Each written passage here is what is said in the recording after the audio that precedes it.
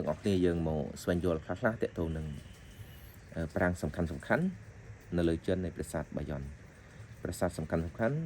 ប្រាង្គសំខាន់នៅលើប្រាសាទបាយ័នមានចំនួន6ធំតោះយើងនឹងអានទាំងអស់គ្នានិងសិក្សាទាំងអស់គ្នាប្រាង្គកណ្ដាលសម្រាប់តម្កល់ព្រះពុទ្ធរូបជយពុទ្ធមហានាថ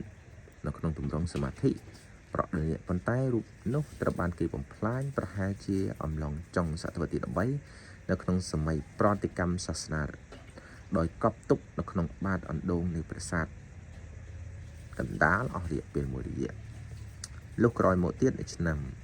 1931លោក Shock Trove ត្រូវបានដឹកនាំក្រុមការងារជីកនៅក្នុងជម្រៅប្រមាណជា14ម៉ែត្រស្មើនឹងកម្រិតដីរាបរបស់ប្រាសាទស្រាប់តែប្រទេសឃើញព្រះពុទ្ធរូបបាក់បែកនោះមានកម្ពស់3ម៉ែត្រ3.3ម៉ែត្រ3ម៉ែត្រកន្លះបន្ទាប់អំពីជួសជុលរួចរាល់ជាស្ថាពរព្រះពុទ្ធ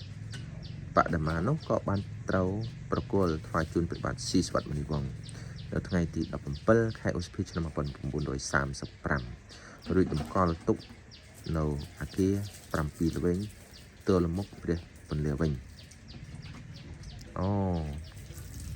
ហើយនៅប្រាង្គកណ្ដាលនៃប្រាសាទបាយ័ននឹងឯងនេះគឺមានព្រះពុទ្ធរូបដែលកសាងអំពីថ្មភក់ដ៏ធំមានកម្ពស់ចំនួន3ម៉ែត្រ3ម៉ែត្រ3ម៉ែត្រកន្លះដ៏ធំហើយគង់សមាធិដែលមានប្រក់នេះហើយត្រូវបានលោក Shock Trove ដែលបានមកក្នុងប្រទេសកម្ពុជាហើយបានជីកជម្រៅប្រមាណជា14ម៉ែត្រដល់ផ្ទៃដីក្រមហើយក៏បានឃើញនៃបំណែកនៃព្រះពុទ្ធរូបហើយបានកសាងឡើងក៏ប្រគល់ជូនទៅដល់ព្រះបាទស៊ីសុវត្ថិមុនីវង្សនៅឆ្នាំ1935ហើយបន្ទាប់មកទៀតក៏បានទុកនៅវិហារមួយគេហៅថាព្រះវិហារ7ល្វែងណាចិត្តនៃប្រាសាទនាង12អូខេ